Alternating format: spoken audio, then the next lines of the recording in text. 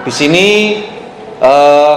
kebetulan Solo Society dijawil untuk memberikan untuk memandu, memberikan berbagi pengetahuan bahwa dalam perayaan Radya Pustaka yang ke 130 tahun ini berarti bisa dikatakan bukan hanya umur panjang, tapi ternyata mengikuti perjalanan sejarah manusia Solo atau masyarakat Jawa pada umumnya itu.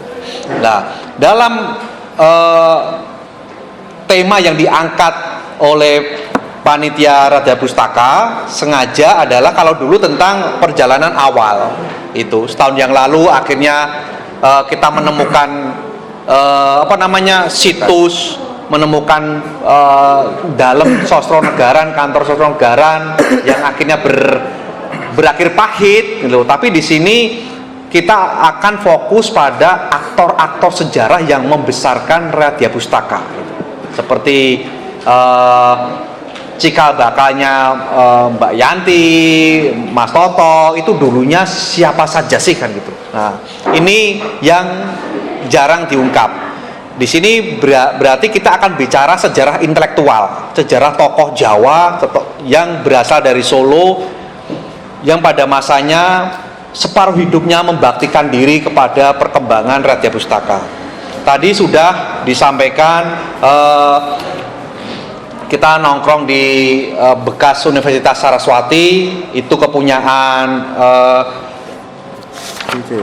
Hadiwijoyo, dan ternyata masih banyak lubang-lubang kisah yang belum kita ketahui tentang Hadiwijoyo. Nah, Hadiwijoyo ini saya menambahkan informasi dari Mas Dani ya. Hadiwijoyo ini adalah tokoh utama setelah Sosrodiningrat IV gitu. Jadi Sosrodiningrat IV itu kan melahirkan pahaman Radya Pustaka, tokoh yang menjadi pondasi, bibit kawitnya adalah itu. Tapi setelah itu ada ketua lagi, ada dua ketua lagi. Nah, itu tidak tampak, perannya tidak tampak. Mungkin karena tidak ada gebrakan juga. Nah, karena kedua mereka hanya birokrat biasa yang paham manajemen museum.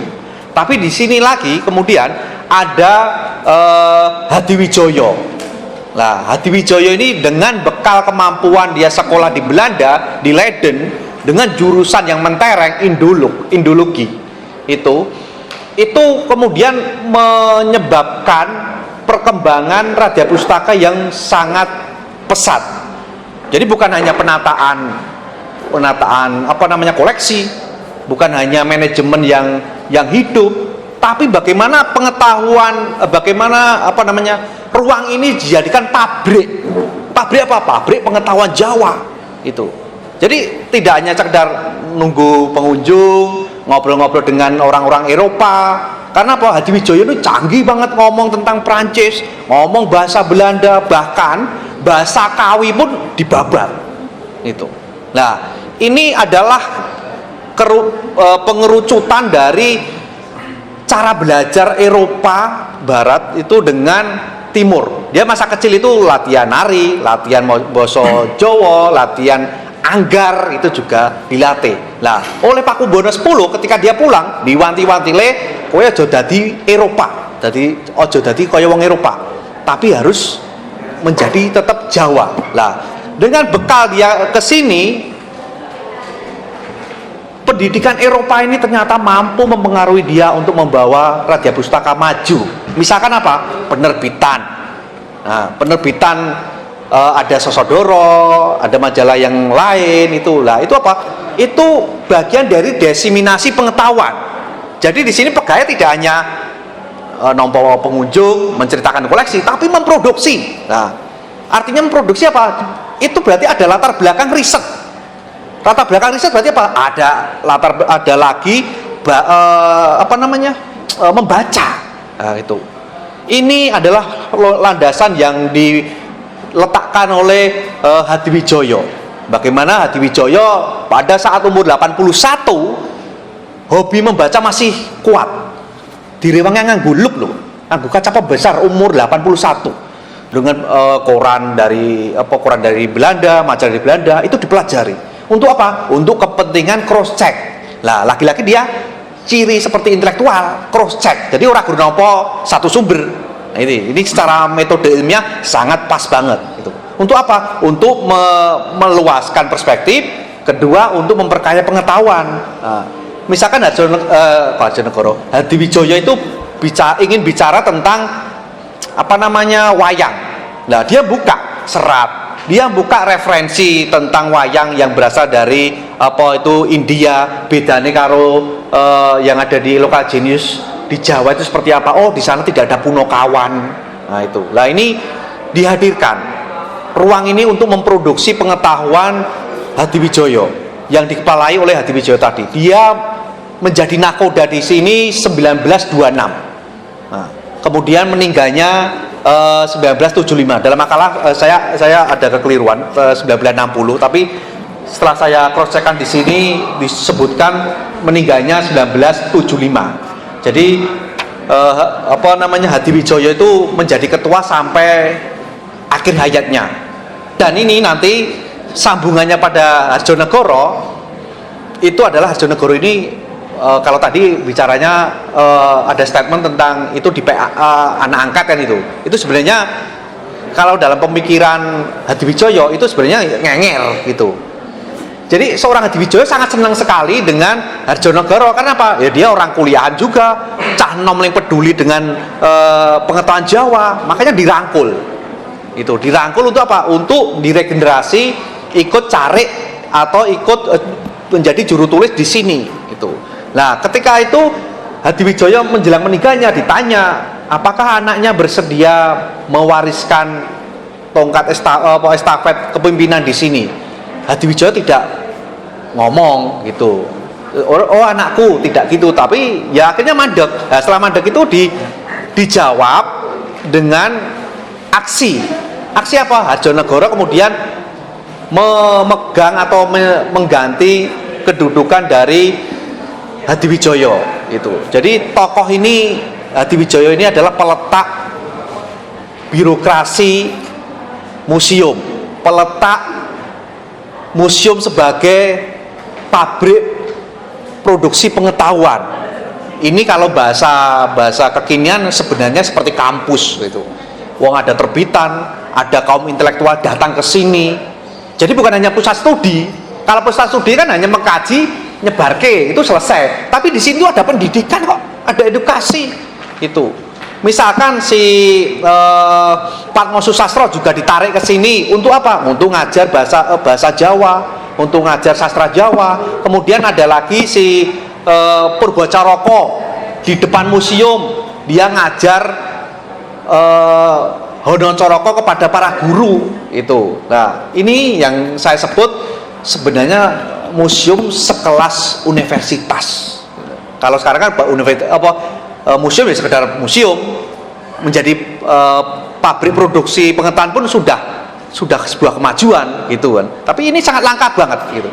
Makanya di sini selalu dijadikan rujukan oleh orang asing, misalkan Peshet, bahasa Indonesia mocornya Peshet ya, tulisannya Pegehut gitu.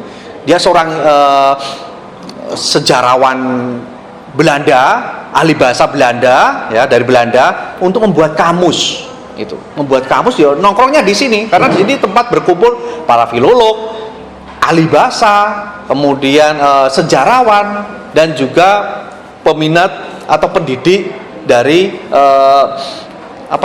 kebudayaan Jawa. Nah, yang menjadi catatan dalam perspektif birokrasi ya, Pahaman ini otonom, dia tidak dibayang-bayangi oleh keraton.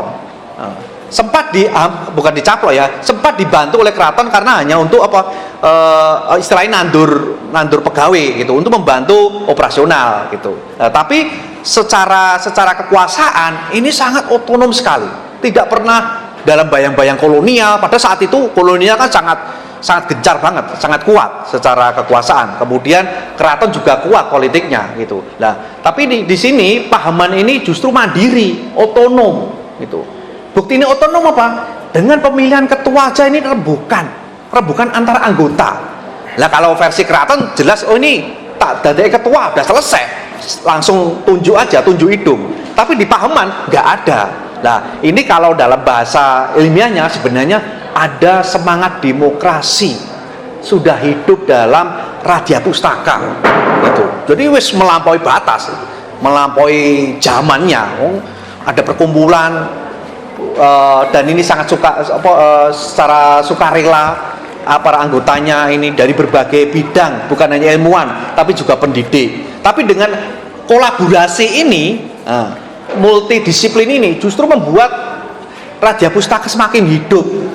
Ada kekurangan kemudian ditambah dengan disiplin yang ini, filologi, ada yang pengajaran bahasa itu. Misalkan Hadiwijoyo itu dalam segi pedagogi kurang, boleh dikatakan kurang, kayaknya ilmuwan ya. Tapi teman-temannya ini yang melengkapinya itu. Caranya mendidik seperti apa, cara mengajarkan bahasa seperti apa, caranya mencetak Sosodoro majalah itu juga surat kabar 2 bulanan gitu. Lah di sini bisa dikatakan Radya Pustaka dalam umur 130 ini sebenarnya sebuah anugerah. Anugerah apa? Anugerah bahwa Solo bukan hanya ditegaskan sebagai kota kapujanggan dengan bukti Ronggowasito patungnya ditanam oleh Soekarno 1953, tapi juga menjadi pusat Javanologi pertama itu. Sebelum Jogja, kajian-kajiannya hadirnya di sini. Malah sini tuh kolaborasi dengan Jogja untuk apa? Menerbitkan bahasa-bahasa yang keliru lah itu. Bahasa-bahasa misal bahasa Jawa ini keliru terjemahnya. Itu sebenarnya sudah ada kajiannya. Itu kerjasama dengan Jogja. Ini. Jadi di sini tidak jago kandang. Justru melebarkan pengaruh dan juga membangun relasi ini. Jadi boleh dikatakan semangat kedepannya adalah semoga saja Mas Toto, Mbak Yanti dan kawan-kawan ini bisa menjadi corong itu. Apa ya seperti 130 tahun yang lalu itu. Corong apa? Corong kebudayaan Jawa, ora kalah karo pusat studi yang lain. Karena di sini hamparan data sangat banyak sekali, belum lagi koleksi-koleksi unik itu. Untuk kasus pecahnya meledosnya pencurian arca, pemalsuan arca, yaitu lagi-lagi bagian dari evaluasi bahwa ada kemerosotan di bidang birokrasi yang telah dibangun oleh tokoh terdahulu gitu. Barangkali itu dulu prolog dari saya. Nanti Mas Dhani akan menambahkan tentang bagaimana semangat Harjonegoro itu memperkaya koleksinya. Karena apa? Karena tadi ada kegelisahan, kita bisa menangkap ya bahwa pemilik rumah tadi, anaknya Gotik Swan itu ingin sedikit menghapus noda. Karena dalam proses perjalanan Harjonegoro itu ada stigma-stigma negatif.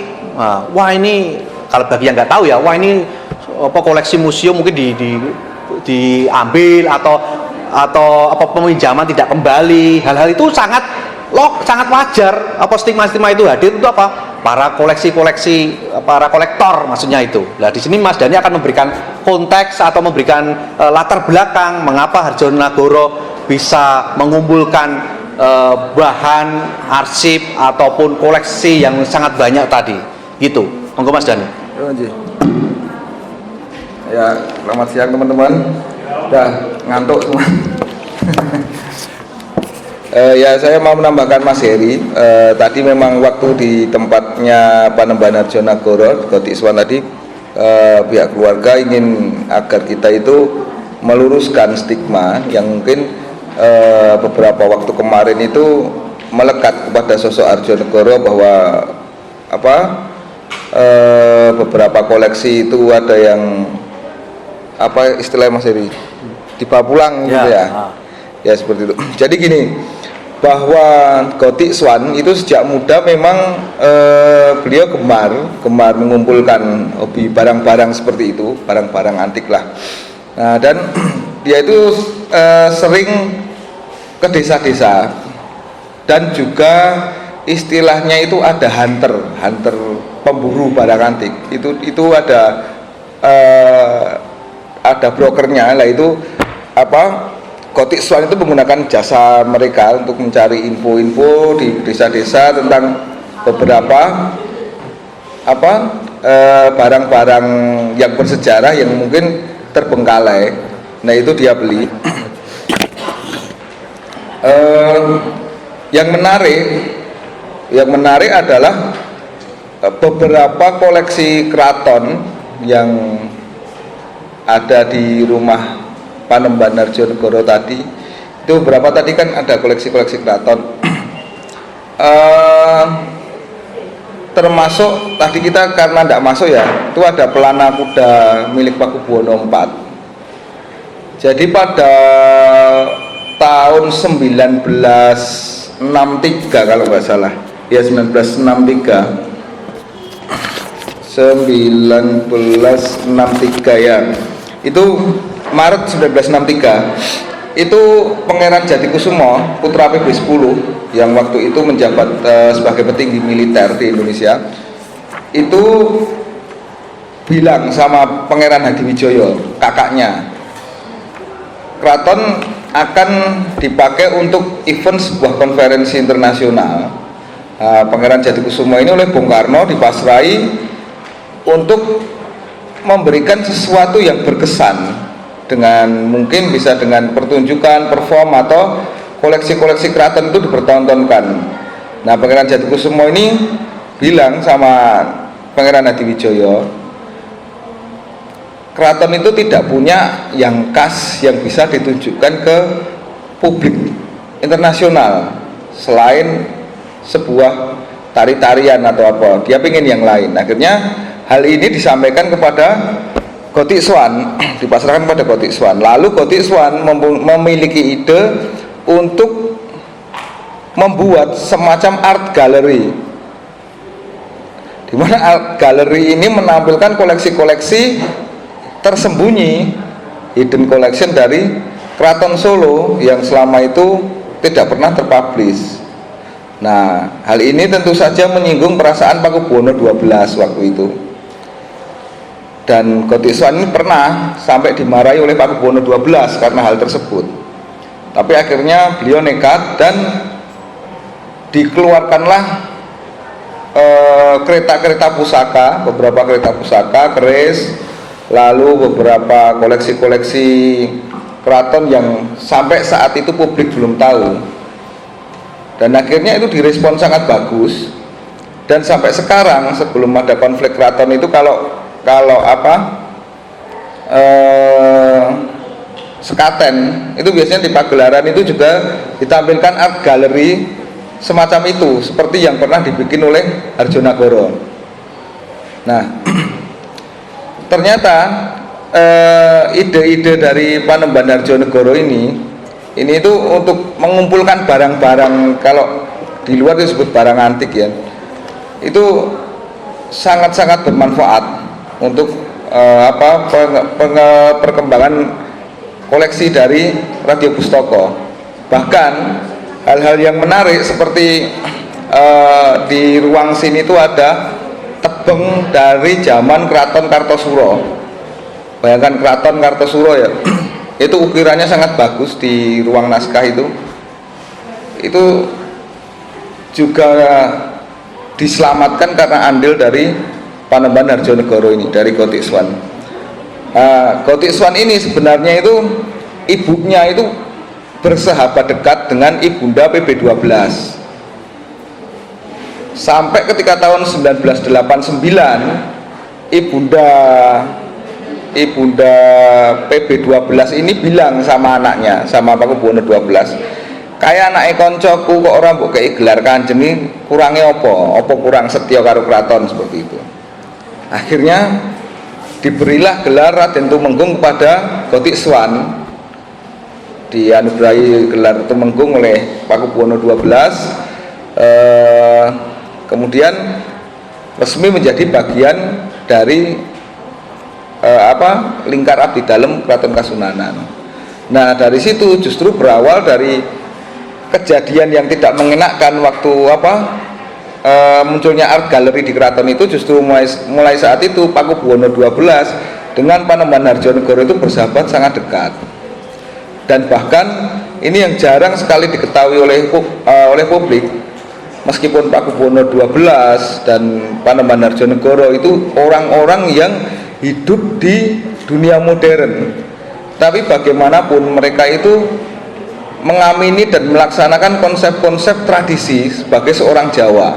Dan anehnya lagi, Gotik Swan ini kan orang Tionghoa, tapi dia itu Jawanya lebih Jawani dari orang Jawa sendiri. Nah, Jawa yang dipakai oleh Gotik Swan ini menurut keterangan beliau sendiri itu Jawa itu Jawa Solo apa Jogja, tapi Jawa dari Bayat Klaten.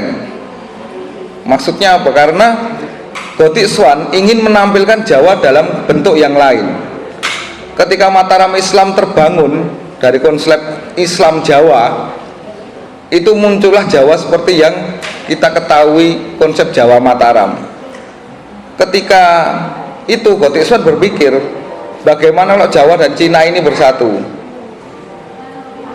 Dan itu terjadi dalam sebuah nafas spiritual yang diyakini Gotik Swan dalam perjalanan spiritualnya, bahwa dia itu keturunan dari Ki Ageng Bayat.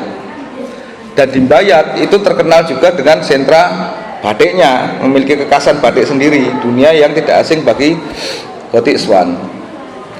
Dan dengan mindset bahwa Gotik Swan itu, aku ingin menjadikan Jawa ini dengan Jawa yang lain, menjadi Jawa tapi tidak harus sebagai orang Jawa. Itulah nafas yang dipakai Gotik Swan sebagai seorang keturunan, sehingga beliau mampu menjadi maestro, bahkan mendapat gelar Panembahan dalam dunia kebudayaan Jawa. Jadi Gotik Swan ini kalau bisa kita bilang itu memakai sistem di Jawa itu ada namanya nunggak semi. Nunggak semi itu membuat sesuatu yang baru tanpa meninggalkan yang lama. Yang lama ini tetap menjadi landasan, tetapi yang muncul itu hal-hal yang baru. Nunggak semi. Jadi ini barang ini sebenarnya itu sama dengan yang dulu, tapi ini bukan barang yang dulu itu.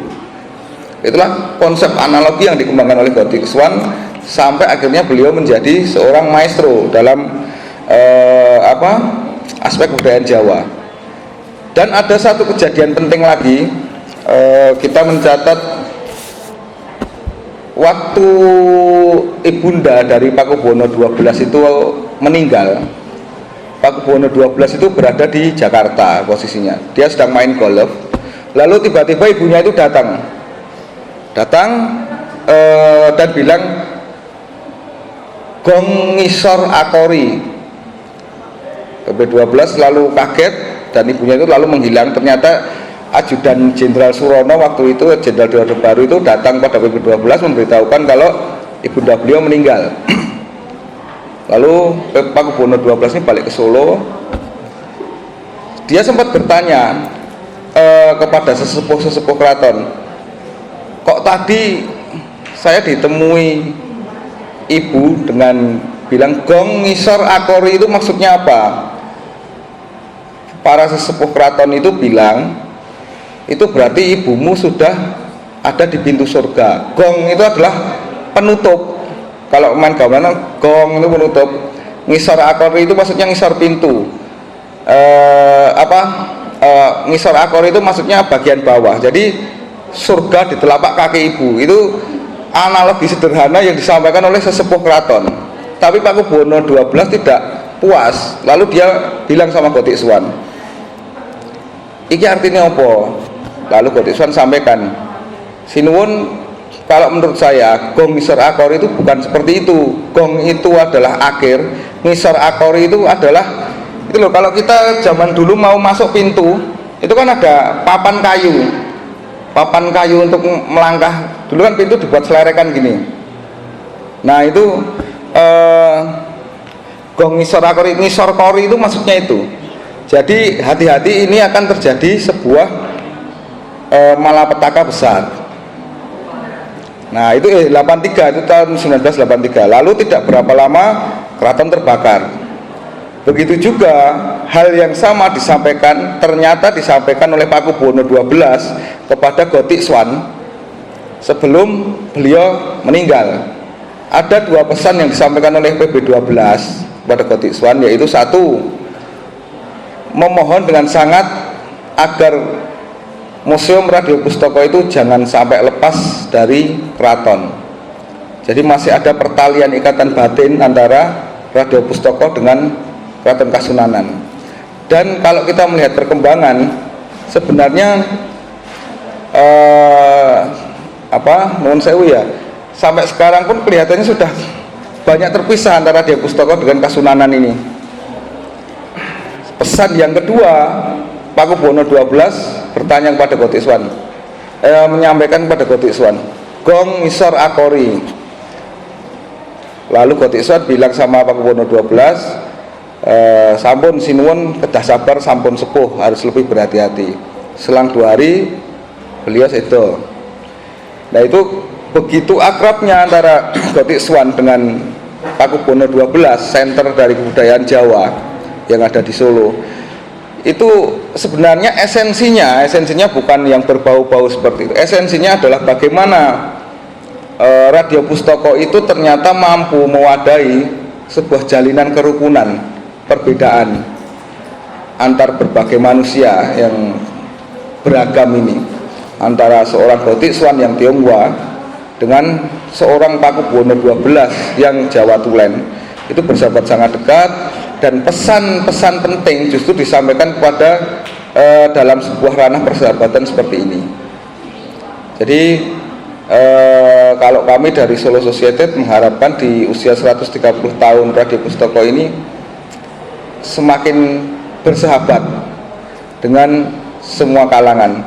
Dan begitu juga untuk masyarakat Solo lah, kita kondisi pandemi seperti ini tidak bisa, Mas Heri ya. Kalau kita kondisi pandemi ini sebenarnya untuk membumikan sebuah minat ke Radio Pustaka ini sebenarnya beberapa waktu sering dilakukan oleh Solo Society untuk mengarahkan saudara-saudara, teman-teman untuk ke radio ini. Tapi ya semoga saja pandemi segera berakhir dan Radio Pustaka semakin mendapat tempat di hati warga Solo, terutama seperti layaknya seorang sahabat. Begitu, Mas Heri. Matur suwun. Ya, itu paparan dari kami. Barangkali ada pertanyaan sebelum kita potong tumpeng dan menikmati telur, ada gereh. Wah, enak banget nih bancaane. Itu. Mungkin ada pertanyaan? Kalau tidak ada, apakah langsung bisa potong tumpeng, Mbak Yanti? Ya, selado luwe, kok ngepit kene kono kok. Ah, ben